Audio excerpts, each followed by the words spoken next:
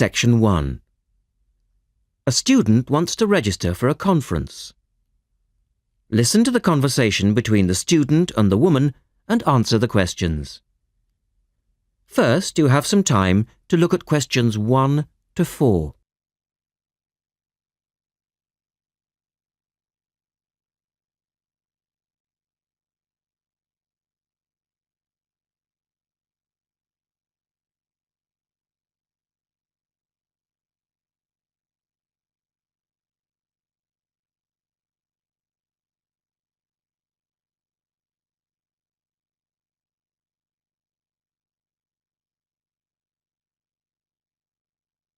You will see that there is an example which has been done for you.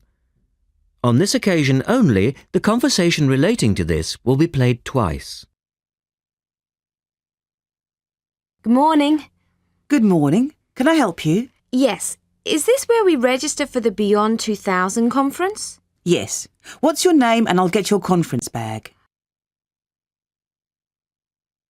The student says she wants to register for the Beyond 2000 conference.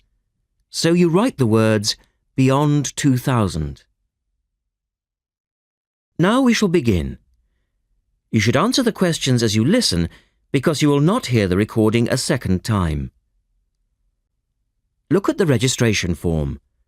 Listen carefully and answer questions 1 to 4. Good morning. Good morning. Can I help you? Yes. Is this where we register for the Beyond 2000 conference? Yes. What's your name and I'll get your conference bag. Well, I haven't actually registered yet. I was told I'd be able to register today, so I hope that's okay. I've just arrived in Melbourne. That should be fine if you're a student. I'll need to take your details though. So, can I have your full name? Yes, sure. It's Melanie Mitchell. Is that Mitchell? Yes, that's right. And that's Ms., not Miss. OK, fair enough. And what's your address, Melanie? I live in student accommodation at Sydney University, so my address there is Room 66, Women's College, Newtown. OK. And which faculty are you studying in? I'm in the Faculty of Education. I'm doing a Masters in Primary School Teaching. Right. And may I see your student card because I need to verify that you're a current student? Yes, sure. Here it is. My number is 994578ED. The woman asks the student some more questions about the conference. Look at questions 5 to 10.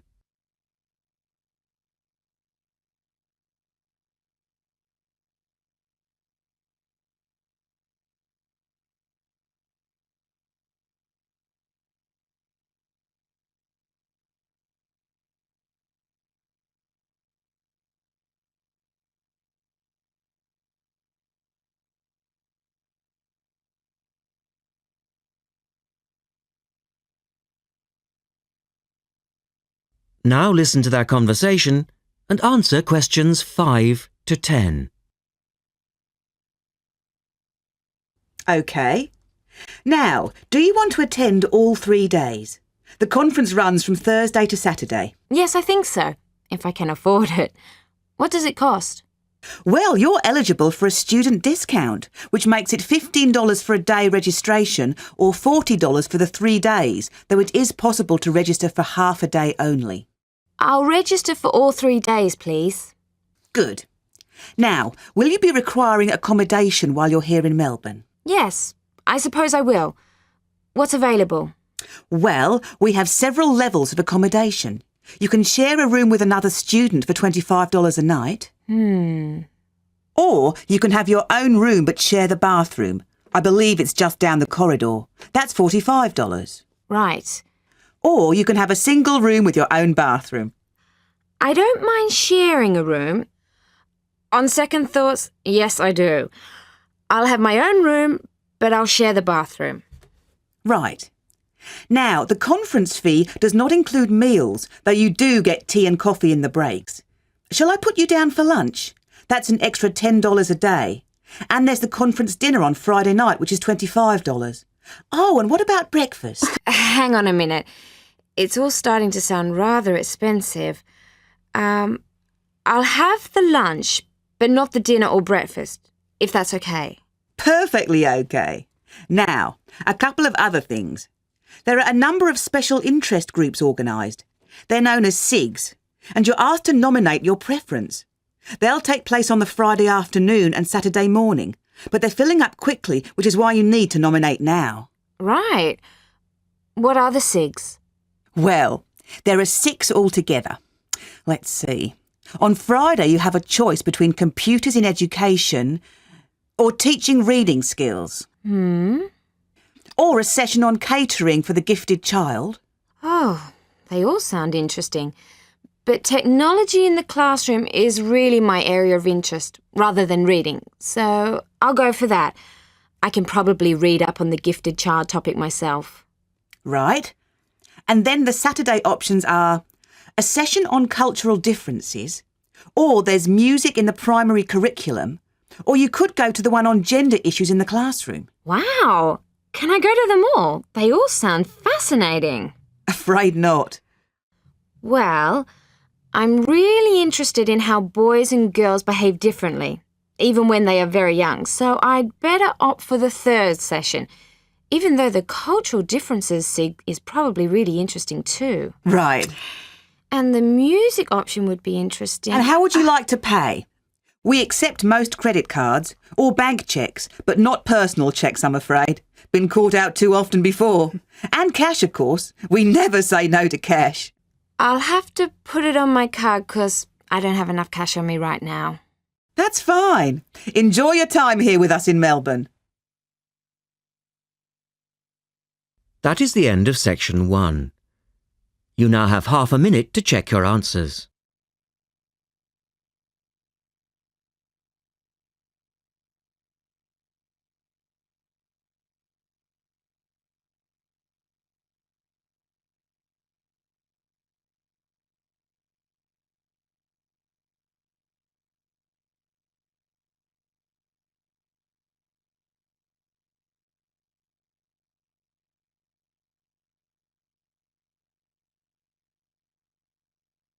Now turn to section 2, section 2. You will hear a woman talking about a number of different beaches to a group of tourists. First, look at questions 11 to 20.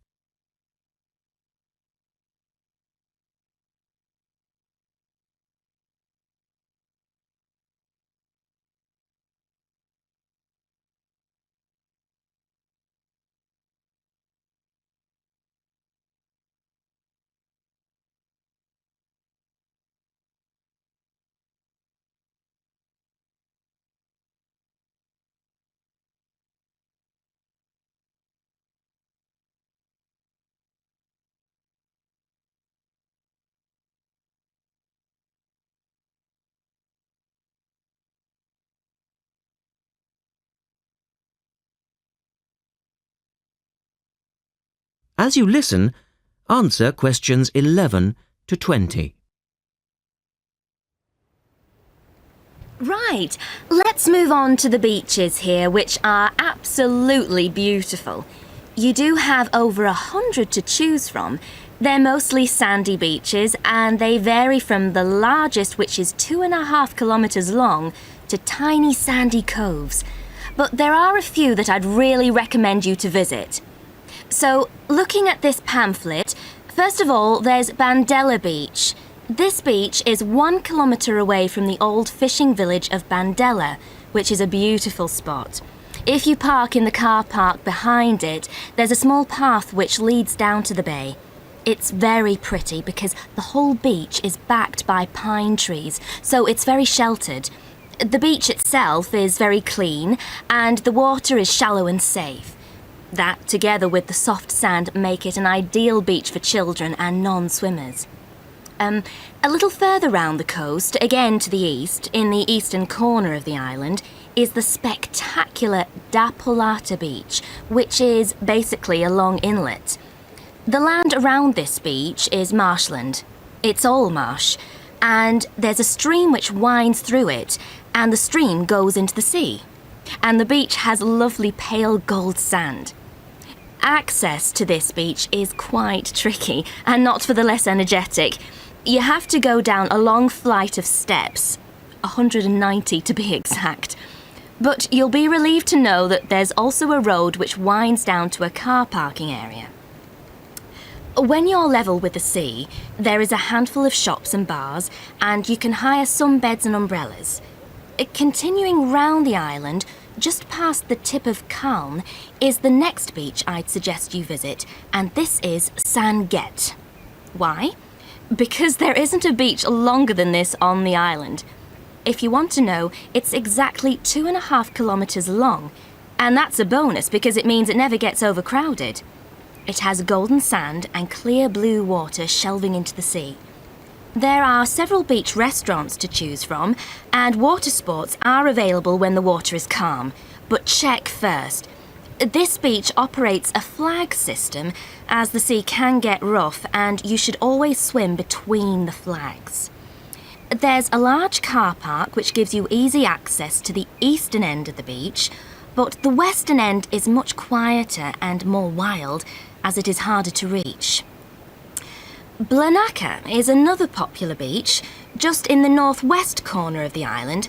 It has incredibly white sand and sparkling water.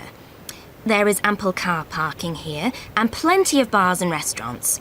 Blanaka has white cliffs all around it, and for those of you who'd like a little more to do than just lazing on the beach, there are caves here which you can explore in the cliffs, and you can also dive into the water from rock platforms along the side of the cove. Well, my final recommendation for today is Disador. Now, this beach isn't quite as easy to get to as the others I've talked about. It's quite a remote little beach, tucked away here next to Blanaka. You can reach Disador by a steep slope, which goes over some sandbanks. The beach itself is small and pretty, with reddish-coloured sand and some stony areas on its eastern side. Despite being quite small, the bathing is good, and you can also go fishing here from the rocks at either side. It's a good idea to take some food and drink with you if you decide to go here, as there's only one little bar which isn't always open. So, that should give you plenty of ideas to choose from over the next 2 weeks, and if you have any further questions... That is the end of section 2. You now have half a minute to check your answers.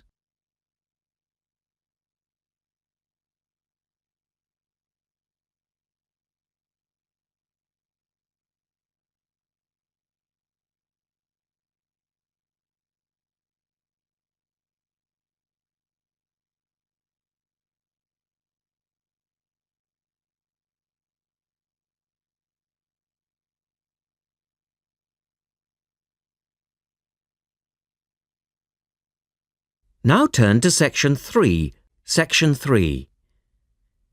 In this section, you will hear a discussion between a male interviewer and a woman who is the manager of a major bookstore. First, look at questions 21 to 24.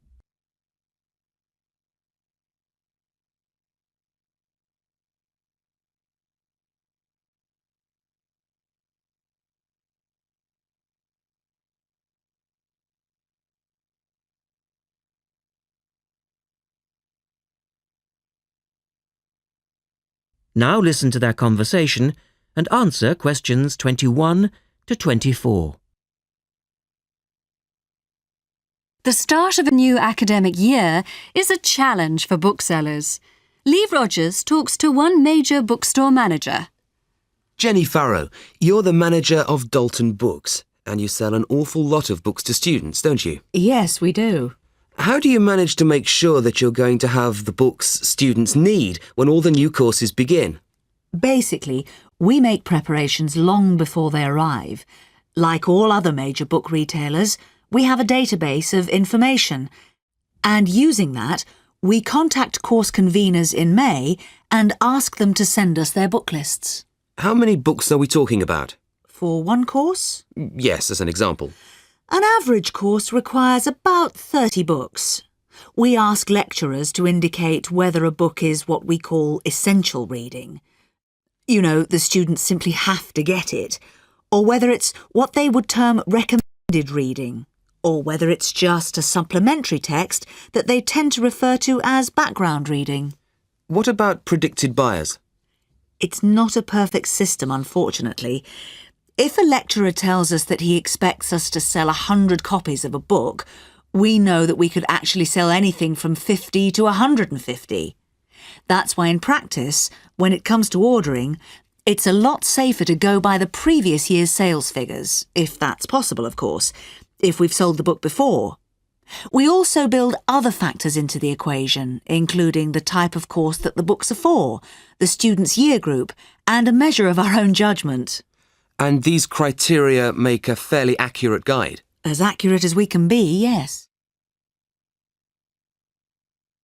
Look at questions 25 to 30.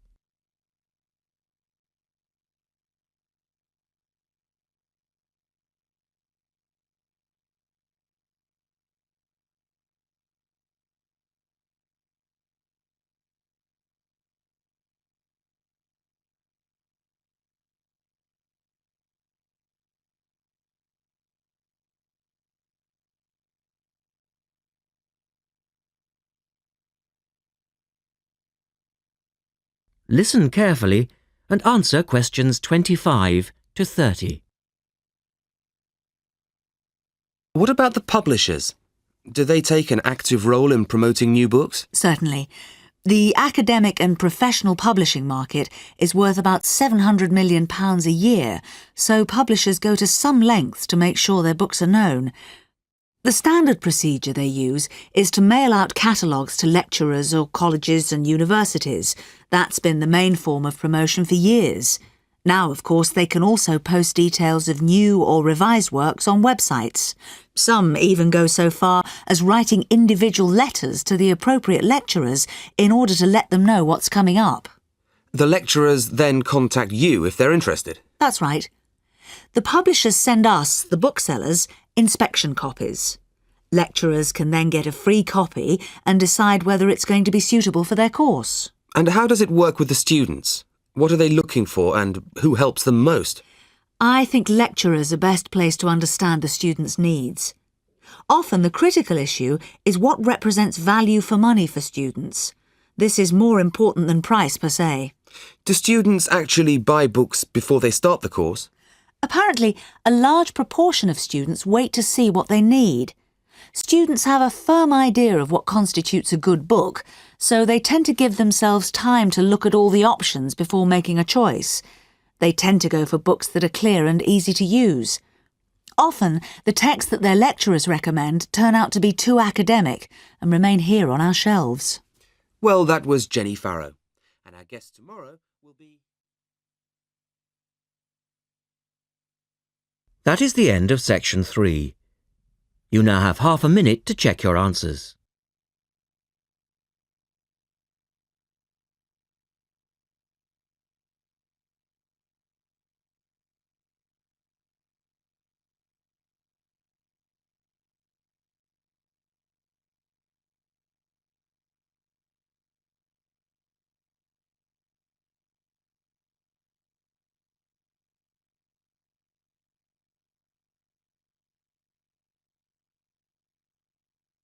Now turn to section 4, section 4.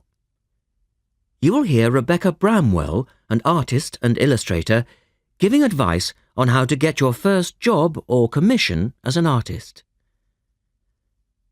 First, you have some time to look at questions 31 to 35.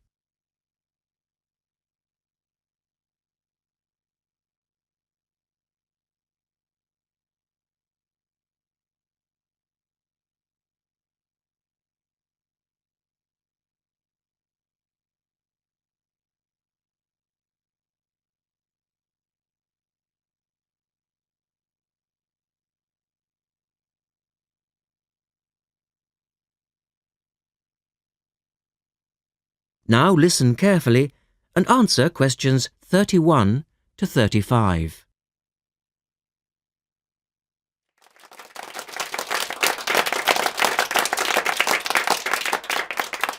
I'd like to introduce Rebecca Bramwell, an artist and illustrator who has come along today to talk to you all about getting your first job or commission as an artist. Over to you, Rebecca. Thank you for inviting me. I remember when I graduated back in 1983, I was very excited about getting my first commission. My degree was in fine art, and I'd worked long and hard to get it. I was an enthusiastic student, and I never found it difficult to find the incentive to paint. I think as a student you're pushed along by fellow students and tutors, and the driving force is there. However, when you leave college, you find yourself saying things like, "I'll have one more cup of coffee and then I'll sit down to work." I hate to admit it, but I say it myself. Suddenly, it isn't finding the inspiration or getting the right paper that's a problem. It's you. In my view, there are a number of reasons why this happens. It's a real challenge making a decent living as a new artist. You have to find a market for your work. Often you work freelance and need to take samples or portfolios of your work from place to place. These experiences are common to a lot of professional people. But artists also have to bare their souls to the world, in a way. More than anything, they want praise. If people don't like what they create, then it can be a very emotional and upsetting experience hearing them say this. I began to realise that these problems were preventing me from having a career in art, and so I decided to experiment. I was a painter, but I started to dabble in illustration, drawing pictures for books, cards, and this offered me the opportunity to become more emotionally detached from my work. I was no longer producing images from the heart, but developing images for a specified subject, taking a more practical approach. I began to develop a collection of my illustrations, which I put into a portfolio and started to carry around with me to show prospective clients and employers. But it was still tricky because publishers, for example, want to know that your drawings will reproduce well in a book. But without having had any work published, it's hard to prove this. Having a wonderful portfolio or a collection of original artwork is, of course, a first step. But what most potential clients would like to see is printed artwork, and without this evidence, they tend to hold back still when it comes to offering a contract. Look at questions 36 to 40.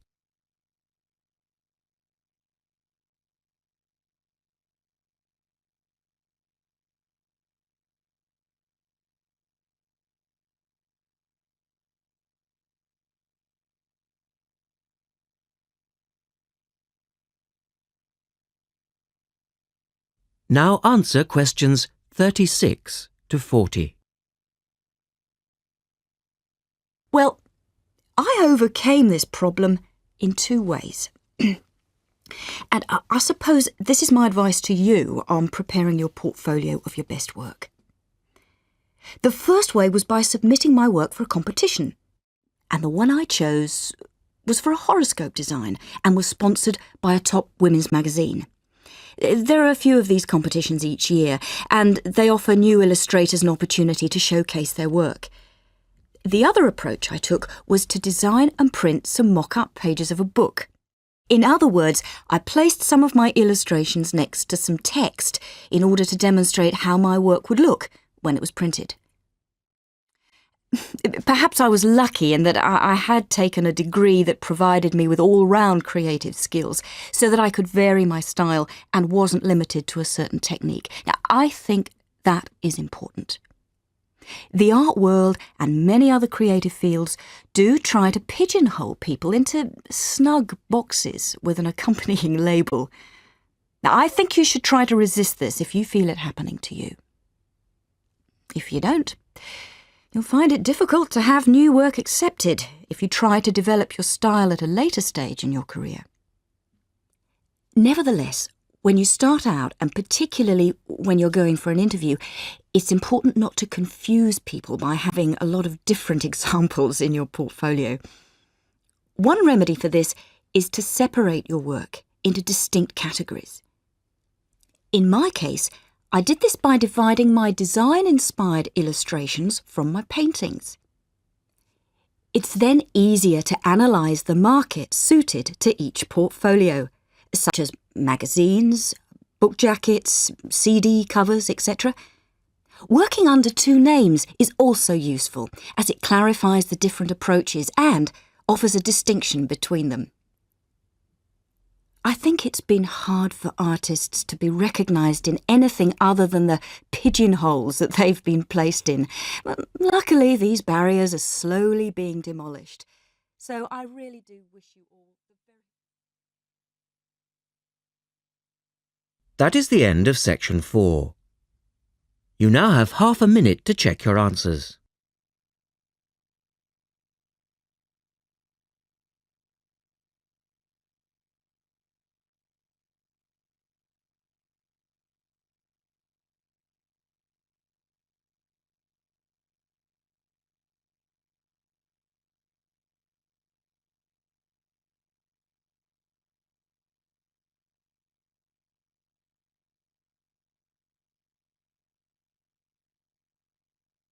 That is the end of the listening test.